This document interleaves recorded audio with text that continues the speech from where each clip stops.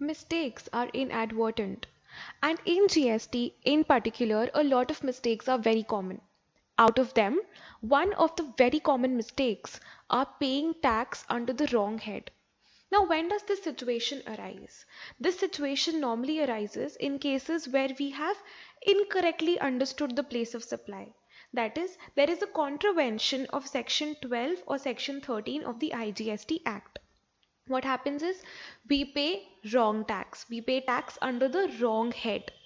Now, one of the examples would be that we have paid CGST and SGST in cases where we were supposed to pay IGST. That is, we treated a supply as intrastate, which ideally should have been interstate going by Section 12 and Section 13 of the IGST Act.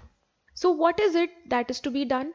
If we carefully understand the situation, the taxpayer has made payment of tax. The taxpayer has paid the requisite amount of tax but has paid under the wrong head. Should the taxpayer be penalized? This is a very common mistake that people are doing, that taxpayers are doing because of not being able to understand Section 12 or Section 13 of the IGST Act correctly. So in this particular case, what should happen and how has the law taken care of these cases? So let's have a look. Section 77 of the CGST Act 2017 takes care of such cases where you have paid CGST and SGST instead of IGST. Simply, we have paid CGST and SGST treating a supply as intrastate, which should have been interstate supply, and the correct tax should have been IGST. The taxpayer has discharged his liability in total. Only the problem lies in the head. That is, wrong head has been selected. So what is the loss for the government? The tax revenue is going to a different state. That is it. Apart from that, the entire collection has been correctly made by the government. So what has the government made sure of is that the taxpayer will get a refund of CGST and SGST which he has inadvertently paid under the wrong head, and he has to pay the correct amount of IGST under the correct head. So refund of CGST and SGST and IGST will be payable. So in this case, since we are talking about refund, and today we are going to focus mainly on refund of such such taxes which have been paid under the wrong head, which is governed by Section 77. So we're going to have a look at that. So when we talk about refund, we automatically come to Section 54. Section 54 is that section in the CGST Act which governs the provisions of refund, which has to be read with Rule 89 of the CGST rules, wherein the procedural aspect of this particular provision has been given. Yes, we are very well aware that when we file a refund, then we have to file a form called RFD-01. Without going into a lot of detail about this particular provision, that what are the other documents that have to be filed, let's go on to that one specific document which is very, very important. We all know that there has to be a certificate which is submitted along with the entire refund application, which is actually an indication that there is no unjust enrichment that is coming out of the refund to the applicant. Yes, so in this particular certificate, what is it that we have to submit?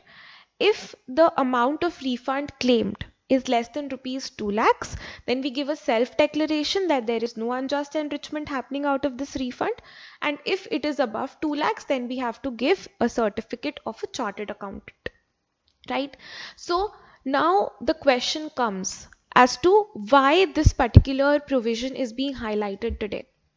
So this unjust enrichment certificate, if we read Rule 89, it is not required in cases where the refund is applied in pursuance of Section 77. Section 77 is the one we are discussing, where CGST and SGST will be refunded and IGST has to be paid in case there is a payment under the wrong head, that is we have paid C and S instead of IGST.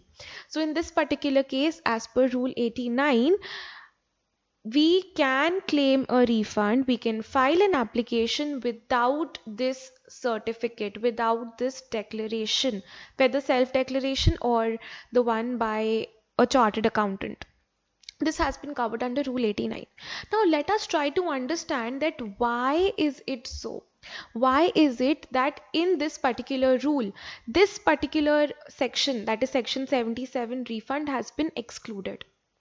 If we just try to understand the kind of transaction that is happening in this particular case, we were supposed to charge IGST, but we have charged CGST and SGST. In most of the cases, what would happen is the recipient would not be eligible to claim ITC. Before we actually go on to this, let us first try to understand what exactly the certificate wants us to state. That the benefit, the incidence of tax has not been passed on to any other person, right? So if the person is unregistered, there's no problem, because the tax amount has been collected from that unregistered person. He will not claim ITC, and we have discharged our tax liability, so we just have to make an interhead adjustment. But in cases where this particular person, the recipient, is registered, what happens is he's eligible to claim ITC.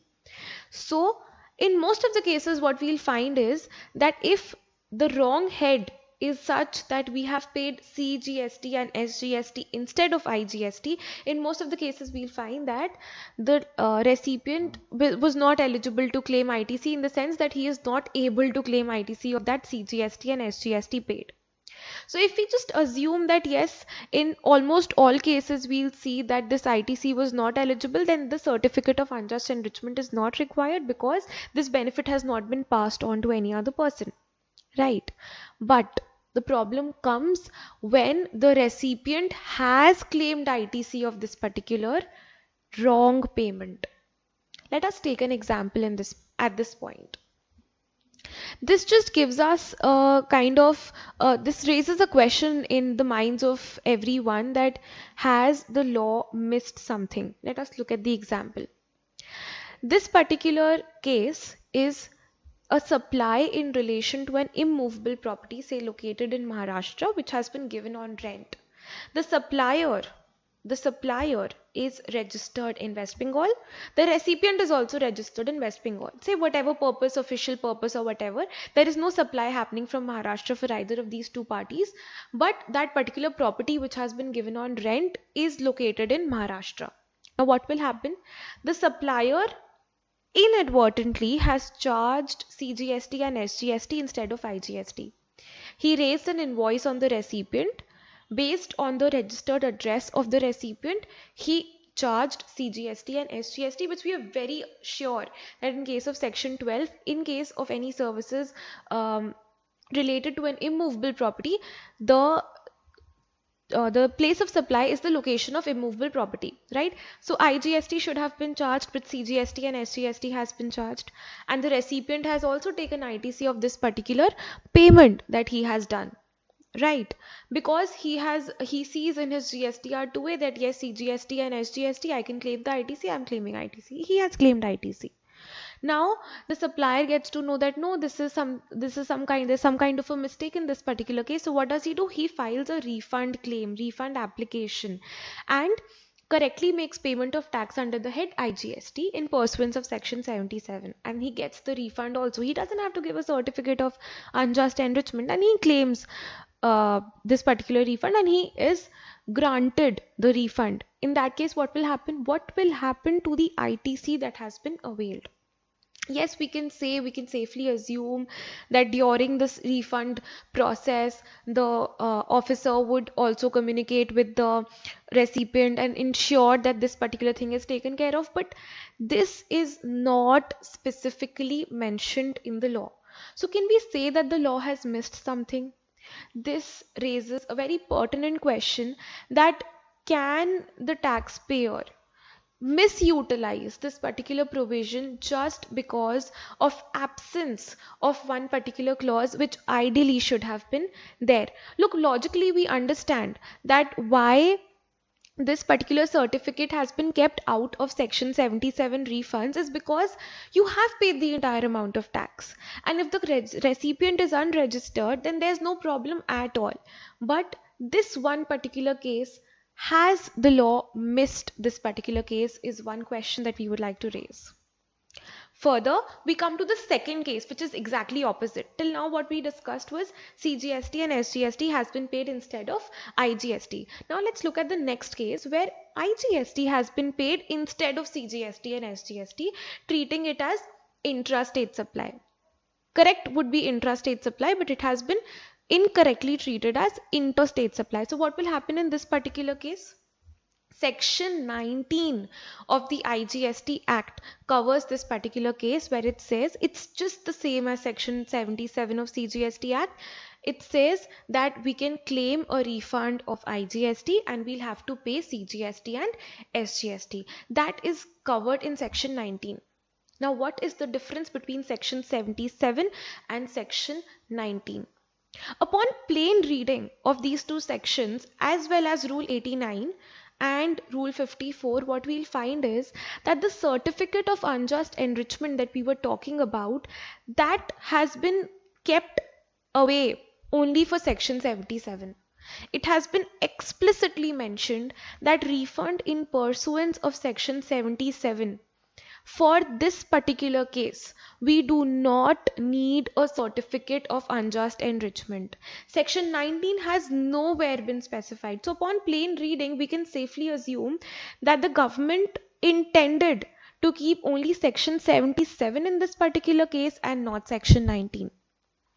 The only logic that can come out of this is, keeping that immovable property example aside, that in case of Section 77, in most of the cases, the recipient would not be eligible to claim ITC because of the fact that CGST and SGST, that is, the recipient should be located in the same state as the supplier, whereas the place of supply is some other state, therefore IGST should have been charged. So we can safely assume that no, the recipient might be located elsewhere, and therefore he cannot claim the benefit of ITC for CGST and SGST, which has been paid in case of the location of the supplier, right?